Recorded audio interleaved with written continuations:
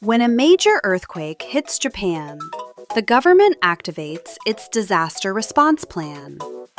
Police, firefighters, the military, and convenience stores. That's not a joke. In 2017, Japan officially designated its major convenience store chains as public institutions for disaster response, the same legal category as utility companies. Why would a country trust a shop that sells rice balls and manga with people's lives? Because in Japan, a convenience store was never just a shop.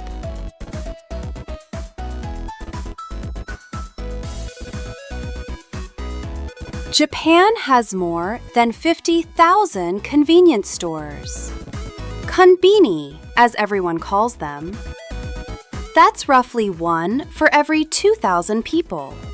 And in cities, one is rarely more than a few minutes walk away. Now look at what happens inside. You can pay your electricity bill at the register. You can pay your taxes. You can send a package or have one delivered there and pick it up at midnight. You can withdraw cash, buy concert tickets, print documents, and get certified copies of official records from a machine in the corner. In most countries, that list would involve a bank, a post office, a city hall, and a ticket agency. In Japan, it's one small shop, open 24 hours every day of the year. The konbini isn't competing with other shops. It quietly replaced half the errands in daily life. The second reason is the food and the system behind it. A typical konbini carries about 3,000 different items, and the lineup never sits still. A large share of it is replaced within a single year. Fresh food, rice balls, sandwiches, bento boxes, arrives up to 3 times a day. So what you grab at 9 in the evening was often made that same afternoon. And this is the part people miss. The chains don't just stock food, they develop it. Store-brand meals are engineered with manufacturers, tested, and killed without mercy if they stop selling.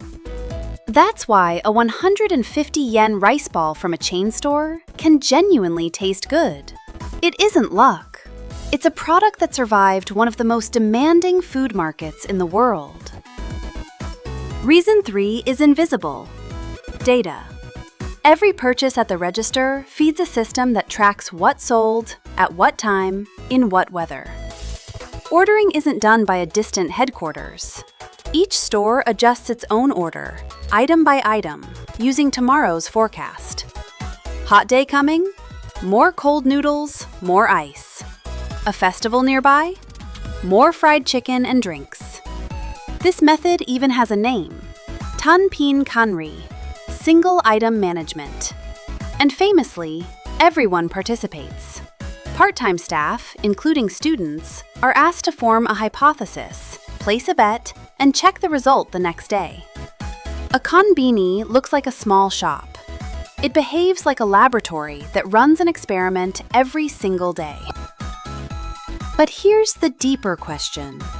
Why did this happen in Japan? Part of it is density. Enough people within walking distance to support a store on almost every corner.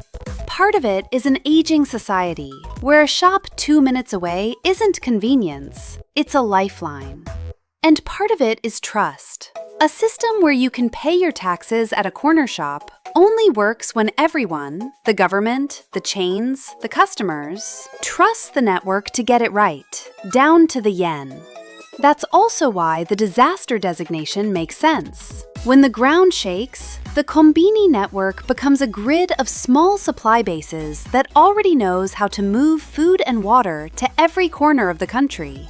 Because it does exactly that 3 times a day, every day. So next time someone calls it just a convenience store, remember, it's a bank, a post office, a kitchen, a data lab, and in the worst moments, part of the country's safety net.